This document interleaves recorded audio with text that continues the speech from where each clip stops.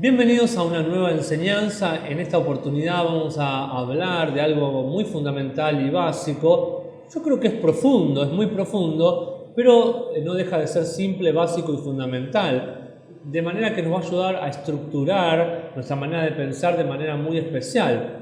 Yo creo que los grandes hombres de Dios o los grandes predicadores o enseñadores fueron gente que supieron explicar las cosas de manera simple. Jesús fue alguien muy simple al explicar las verdades del reino, al revelarnos las operativas del reino a través de las parábolas, pero no por eso dejó de ser profundo. Y creo que es parte del desafío que tenemos como iglesia apostólica en esta era de la historia.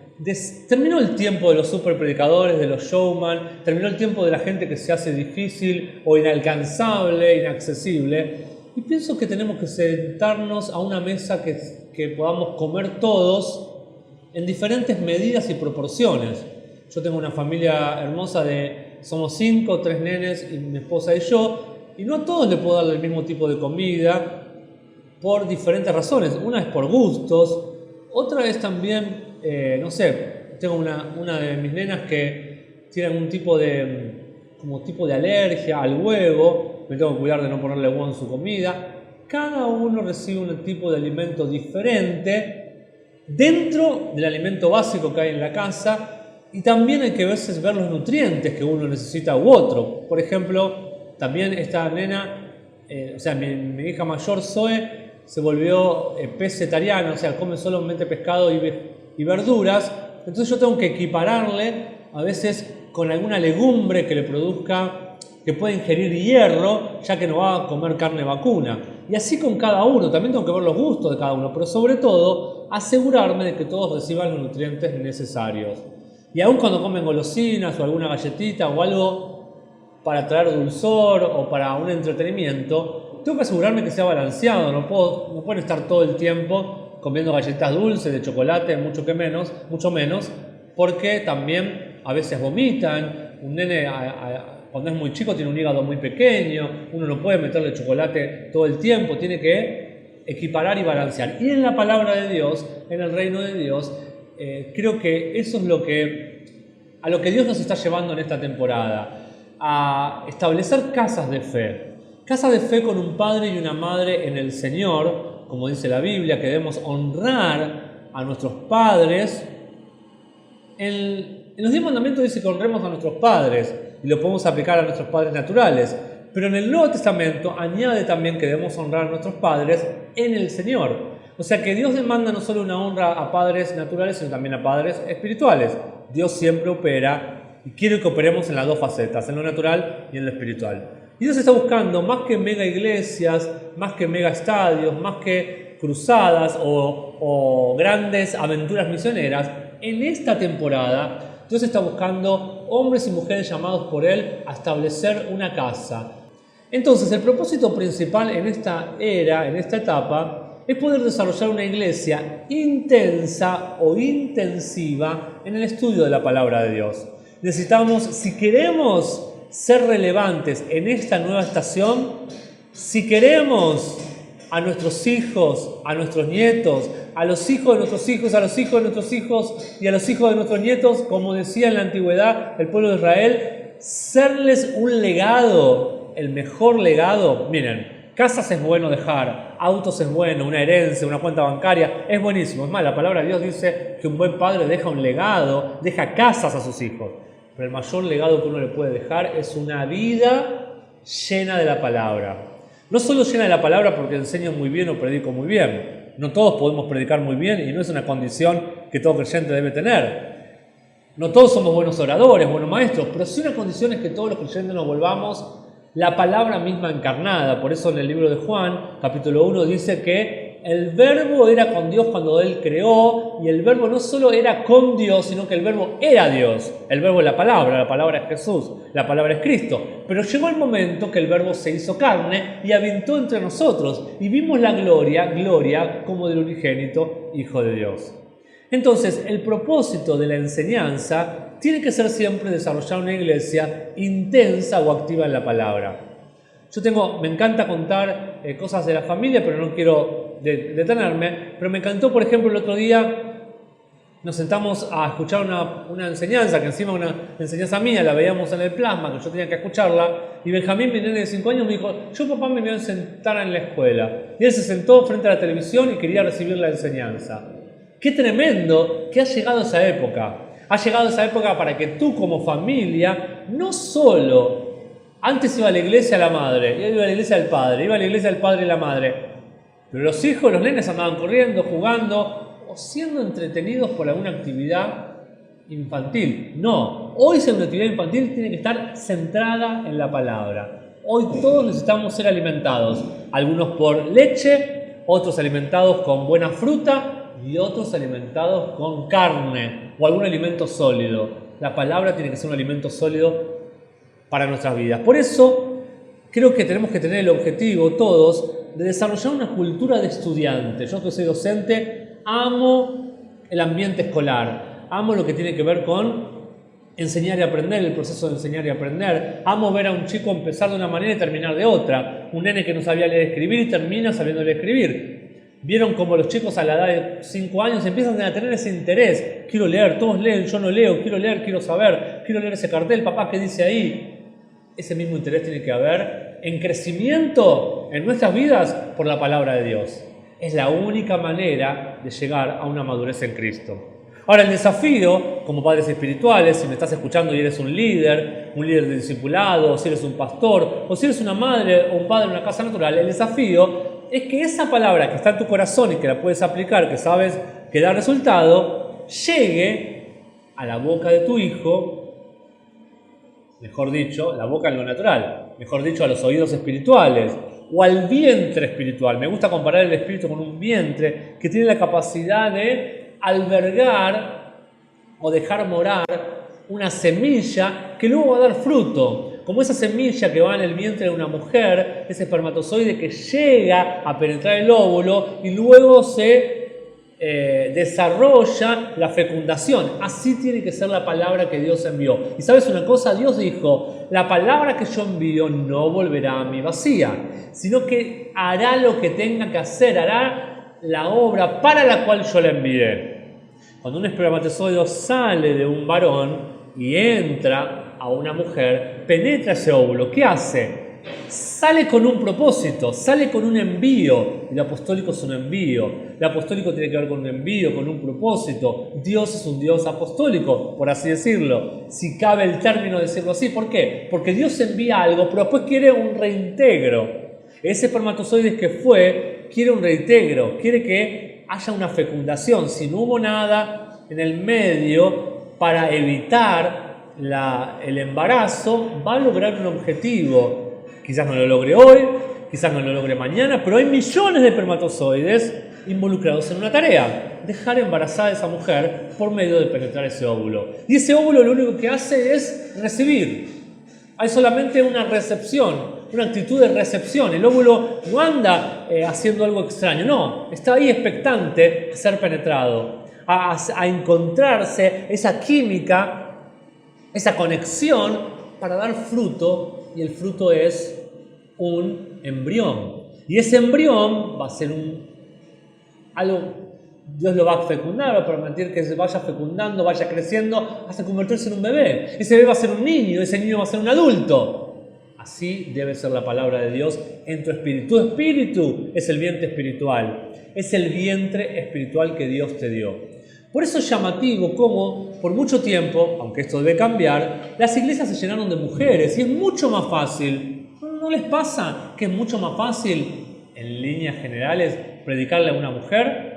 O quizás no es el término que es mucho más fácil, pero sí la mujer es mucho más receptiva. ¿Por qué? Porque la mujer está configurada a recibir, a ser un vientre, a albergar, a darle calor. Me encantan las gallinas. Cuando empollan sus huevos, están ahí dándole calor, para que ese huevo tenga la temperatura tan precisa que un día pueda explotar y dar a luz, para lo cual ese huevo está. Entonces lo mismo tiene que ocurrir con nuestro espíritu, que debe ser un vientre, una tierra, un suelo. Jesús habló de un suelo. Jesús dijo que había suelos que tendrían cosecha al 30, otros al 60 y otros al 100 por 1. esa parábola del sembrador no habla de algo financiero ni de prosperidad como la hemos usado, la hemos un poco desvirtuado. Habla de la implantación de la palabra. El apóstol Santiago dice que debemos recibir con mansedumbre la palabra que se nos implanta. Entonces, la iglesia local se tiene que volver un lugar de cultura de estudiante. Yo que amo la enseñanza, de una manera u otra, todos los de mi casa de fe, todos los de mi iglesia, están involucrados en servir en la escuela. Algunos son alumnos, pero en alguna oportunidad trabajan. Y otros están activamente siendo parte del equipo de la escuela apostólica que llevo adelante. Entonces, sin querer, porque la verdad no fue mi intención, Dios lo predeterminó, fue la voluntad de Dios, sin querer, de repente, de un día para el otro, la escuela bíblica se volvió parte de mi casa o parte central de la dinámica de mi casa espiritual. Por supuesto, también de mi casa natural. Si hay algo que se habla en mi casa natural es de la escuela bíblica, con mis hijos, con mi esposa, cosas para hacer, cosas para cambiar, cosas para mejorar. Pero hay algo más. Creo que la escuela bíblica se está volviendo yo mismo. Porque uno debe convertirse en la palabra, uno debe convertirse en la dinámica de la instrucción, de la enseñanza, del aprendizaje, y juntos debemos crecer. El propósito tiene que ser de cada uno llevar a la iglesia a una centralidad de la palabra viva. La palabra tiene que ser viva en nuestras vidas. Como Dios le dijo a Josué, busque Josué capítulo 1, versículo 8. Dios le dio un mandamiento, no le dio una sugerencia a Josué. Dios le dijo que no se aparte de tu boca este libro de la ley. No los consejos de un psicólogo o la motivación de un buen pastor que puede traerte con principios de liderazgo. No, este libro de la ley, mi palabra. Sino que de día y de noche has de meditar en él.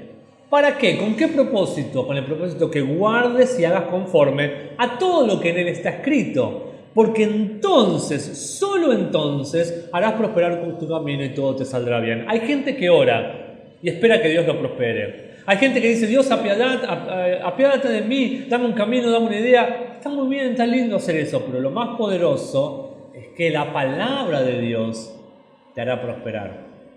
Cuando la palabra de Dios crezca tanto en ti y se convierta en esa semilla que va creciendo y va volviéndose carne en tu vida, llegará un momento que tú mismo harás prosperar tu camino. No por tu esfuerzo personal, no por tu incentivo, por tu liderazgo, que todo es importante y bueno y necesario, sino porque la palabra se ha convertido en algo tan fuerte en tu vida que diría hasta de manera, por así decirlo, natural o como consecuencia obvia, esa palabra hará que tu camino prospere. Y termina el versículo diciendo, y todo te saldrá bien. Aunque no me gusta la palabra éxito, acá la podríamos meter y decir, y tendrás éxito en todo. Esa es la idea que nos quiere dejar ahí Josué 1, 8. En esta estación entendemos que uno de los pilares importantísimos, o lo que nos avala y nos da fundamento, es Hechos capítulo 2, versículo 42, que lo hemos denominado, o los hombres de Dios de esta estación, lo han denominado la cultura apostólica.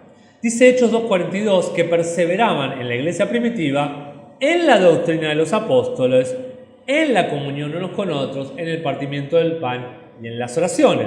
Había 4 columnas, 4 pilares que sostenían el crecimiento de la iglesia. Doctrina de apóstoles, comunión unos con otros, o compañerismo, partir el pan y las oraciones, los diferentes tipos de oraciones, no una oración sola. ¿Por qué? ¿Cuál es el propósito de todo esto? 2 Timoteo 2.15. Hay una orden que el apóstol Pablo le da a su hijo en la fe, Timoteo, que dice de la siguiente manera. La voy a leer en la versión Nueva King James. Estudia. Yo te pregunto, yo tengo un poco más de 30, ¿no? Y un poco más de 40 también. Más de 30 años tengo en la iglesia. ¿Cuántas veces escuchaste de tu pastor decirte, estudia? Quizás tu pastor te dijo, orá, ayuná, cree en Dios, tené más fe, comportate, cambiá, pedí perdón, arrepentirte. ¿Cuántas veces los pastores de la estación anterior, pentecostal, carismática, movimiento de fe, movimiento de prosperidad, cuántas veces nos han dicho estudia? Una, dos, tres, cuatro, o ninguna quizás. El apóstol Pablo le está diciendo a su hijo en la fe, estudia, convertirte en un estudiante, volvete a alguien que tenga la cultura del estudio. Necesitamos una generación, no solo en lo espiritual, sino en lo natural, de estudio, que volvamos a lo básico. El otro día hablaba con una amiga de toda la vida y me contaba que su hijo dejó el trabajo porque le pagaban muy poco. Yo le respondí que estudie. No tiene una esposa, no tiene ni siquiera novia, no tiene hijos a quien alimentar, no tiene responsabilidades, porque vive y no le va a faltar nada. ¿Cómo no estudia? Hay que volver a una cultura de estudiante, en lo natural y en lo espiritual. Los que van a alcanzar una competencia, los que van a alcanzar excelencia, los que van a brillar, si se puede decir la palabra, o sobresalir, esa es una buena palabra, sobresalir en lo nuevo que Dios está haciendo, son aquellos que estudian. Y miren qué tremendo lo que dice ahí el libro de Timoteo. Estudia, ¿con qué propósito? Para mostrarte aprobado ante Dios. Es tremendo, no es una opción. ¿Qué quiere decir?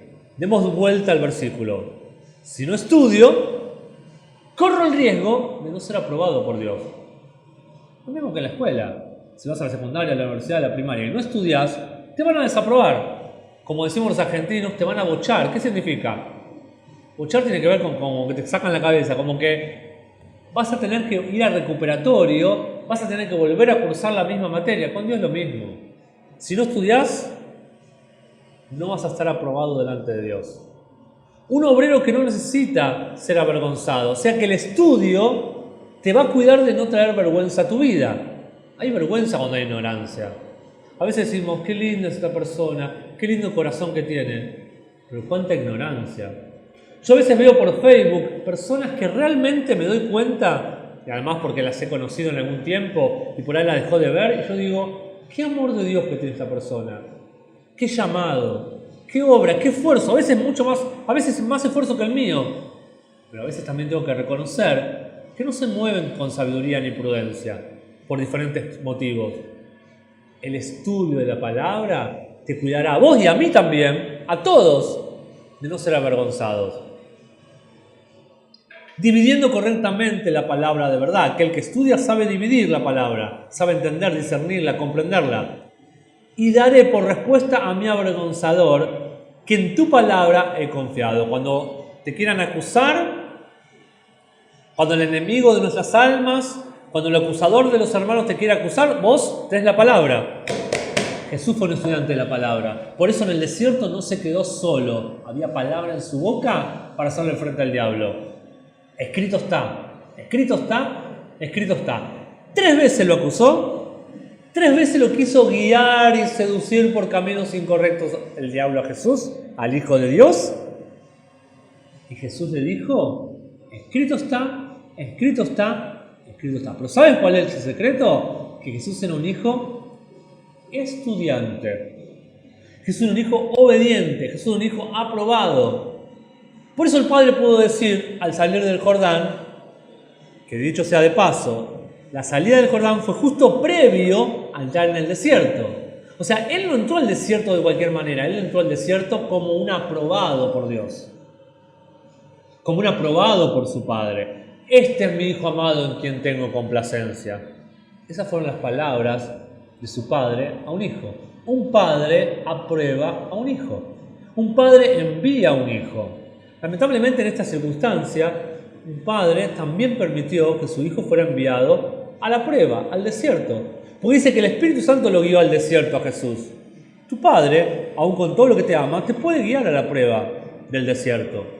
Porque en el desierto vas a encontrarte y vas a descubrir cuánta gran medida de palabra hay dentro tuyo y vas a poder ver que vos solo, con la palabra que hay dentro tuyo, vas a poder enfrentar a tus mayores enemigos, que muchas veces no están afuera los mayores enemigos, sino adentro tuyo. Y vas a poder afirmarte en lo que ya conoces, la palabra que se te ha sembrado, la palabra que has escudriñado, que has estudiado, que has aprendido. Es en ese momento que sale a la luz. Yo digo, en las circunstancias difíciles y en las crisis sale lo mejor, pero también lo peor de nosotros. Y ahí son momentos para aprender y para descubrir si realmente estamos confiando y estamos poniendo a Dios como prioridad ¿O no? En tu crisis, ¿sale la palabra o sale la victimización, los reproches, las asignaturas pendientes? ¿Qué sale en el momento del desierto? Quiero volver a leer 2 Timoteo 2:15 de la versión Nueva King James. Dice de la siguiente manera: estudia para mostrarte aprobado ante Dios, un obrero que no necesita ser avergonzado, dividiendo correctamente la palabra de verdad. Y daré por respuesta a mi avergonzador que en tu palabra he confiado. Deuteronomio 6, del 6 al 9. Me encanta lo que sucedía en el pueblo de Israel desde la antigüedad, que tenían esta cultura de estudio de la palabra. Deuteronomio 6, del 6 al 9. Y estas palabras que yo te mando hoy estarán sobre tu corazón y las repetirás. No que hoy se me ocurrió una revelación nueva, hoy no sé qué, se me ocurrió este cuentito. No, las repetirás, las mismas palabras de la antigüedad.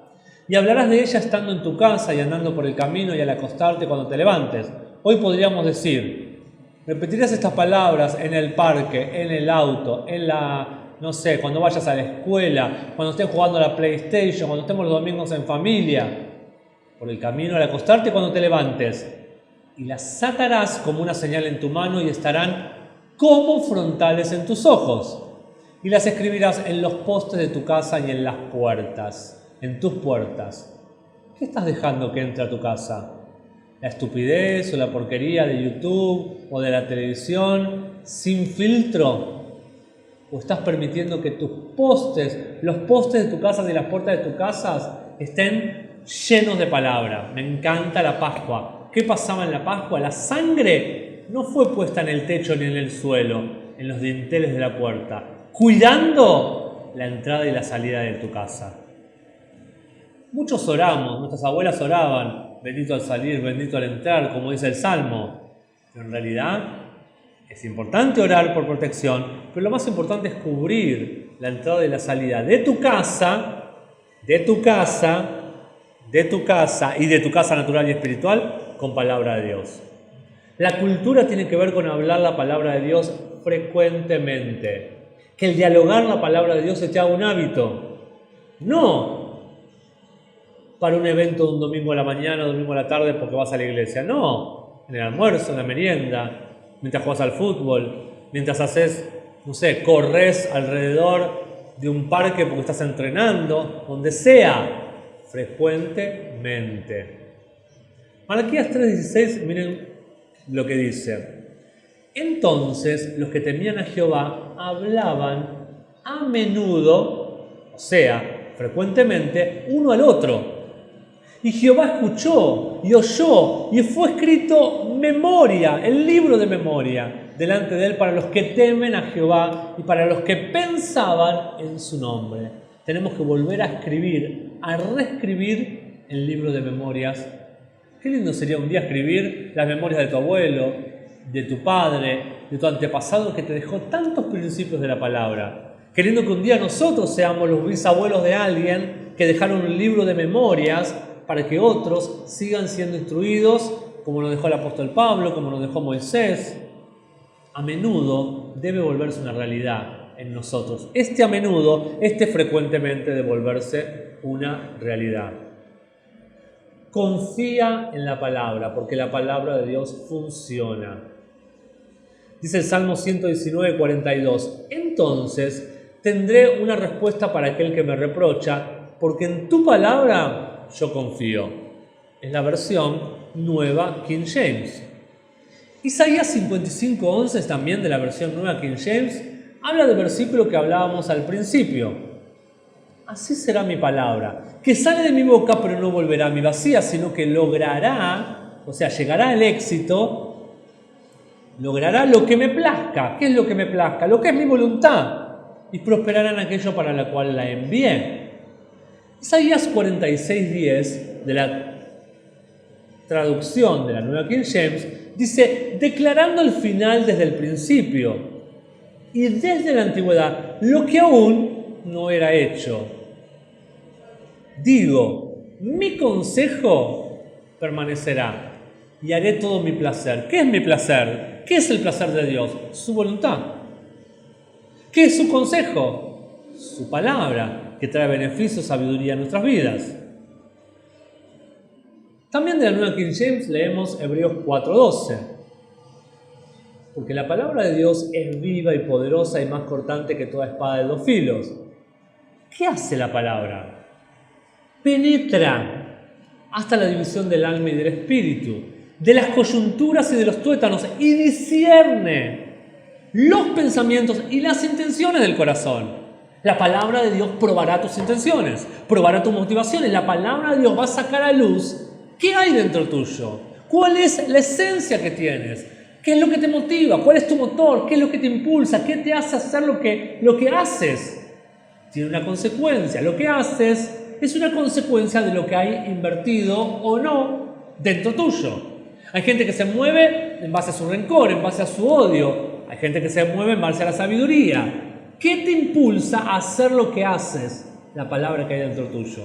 Pero si no hay palabra, esos vacíos lo va a llenar otra cosa. Lo va a llenar la cultura reinante de este mundo, lo va a llenar lo que te enseñó una abuela que era bruja y hechicera, lo va a llenar un mal consejo de un amigo que anda por malos caminos. Algo va a llenar el fundamento de tu corazón y puede ser mal guiado. Llénalo con la palabra, que es viva, poderosa, corta como una espada con dos filos, para separar lo del alma del espíritu. Penetrar, hacer una división entre el alma y el espíritu, hasta las coyunturas, los tuétanos. ¿Qué es las coyunturas y los tuétanos? La parte más interna del ser humano. Para aún discernir los pensamientos y las intenciones de tu mente. La palabra es verdad. Y solo la verdad tiene la capacidad de liberarnos. Necesitamos comprender la verdad. 1 Corintios 2:14, de la Reina Valera, dice: pero el hombre natural no capta. Otras versiones dicen no acepta o no recibe las cosas que son del Espíritu de Dios, porque para él son locura y no las puede conocer, porque se han de discernir espiritualmente. La intención de la enseñanza que queremos ir estableciendo paso a paso es llevarnos a todos a un entendimiento de la verdad precedente, presente y procedente. La verdad precedente tiene que ver con la verdad relevante hoy. La verdad presente, lo que Dios está hablando hoy también.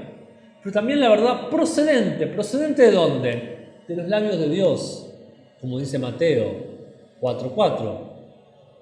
Tenemos que volvernos un estudiante de la palabra, que desarrollemos interpretación tanto de un pensamiento y lograr un pensamiento literal como también simbólico y metafórico. Porque si estudiamos, por ejemplo, las parábolas de Jesús, no vamos a poder discernirlas sin comprenderlas con un mero pensamiento lineal y literal. Necesitamos discernimiento para descubrir símbolos, metáforas. 2 Pedro 1:12, también de la versión Nueva King James, dice de la siguiente manera: por esta razón no seré... Me encanta este versículo. Tengo que decir que me encanta por lo que dice, por lo que expresa, por lo que manifiesta. Por esta razón no seré negligente, irresponsable quiere decir negligente, en recordarles siempre estas cosas, como pastores, como líderes, como maestros, como madres o padres de una casa. Debemos siempre recordar las verdades. Es nuestra obligación. El Espíritu Santo también lo hace. Él nos recuerda la verdad. Aunque ustedes conocen y están establecidos en la verdad presente, debemos ayudar a la gente a que se vuelva a reafirmar, que esté siempre firme en la verdad presente. Salmo 82:5. La contrapartida de esto es que lamentablemente vivimos en un mundo que podemos decir lo siguiente, como decía David hace muchos años: no saben, no entienden, andan en tinieblas, tiemblan todos los cimientos de la tierra.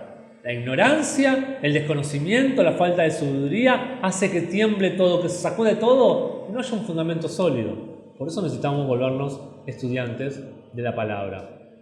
Dice Nehemías 8, del 7 al 8, que los levitas, Jesúa, Baní, Serebías, Jamín, Acub, Sabatai, Odishías, Masías, Kelitá, Azarías, Josabad, Anán, Pelayas, hacían entender al pueblo la ley. Por eso les decía al principio que es tan importante tener líderes que nos hagan entender la palabra, que seamos capaces de digerirla para poder ser nutridos de ella. Y el pueblo estaba atento. ¿Cuál era la labor de los líderes? Que la palabra fuera clara. ¿Cuál era la labor del pueblo? Escuchar con atención. Y leían en el libro de la ley, dice el versículo 8, claramente y ponían sentido de modo que entendiesen la lectura. El hombre debe vivir por la palabra procedente de Dios, como dijimos al principio. Y con esto vamos terminando. ¿Por qué? Porque lo dice en muchas instancias, pero la base, una de las bases más sólidas de esto es Deuteronomio 8:3, que dice: y te humilló y te hizo sufrir hambre y te alimentó con maná, que tú no conocías. Tampoco conocían tus padres, para que pudiera darte a conocer que el hombre no solo de pan vivirá, sino de toda palabra que procede de la boca de Dios vivirá el hombre. Jesús tomó estas escrituras y en Mateo capítulo 4, versículo 4, cuando se encontró con Satanás cara a cara, haciéndole frente con la palabra que había dentro de él, le dijo en la cara: escrito está, no solo de pan vivirá el hombre, sino de toda palabra que sale de la boca de Dios. ¿Qué es la palabra que sale de la boca de Dios? La palabra procedente, lo que llamamos la palabra procedente, el maná de Dios. En nuestra próxima enseñanza vamos a descubrir y estudiar cuáles son las características de esta palabra presente, precedente o procedente de la boca de Dios, o el maná. Ese va a ser nuestro desafío en nuestra próxima lección, en nuestra propia clase. Entender las características de este maná, de este pan que ha descendido del cielo. Muy bendecidos.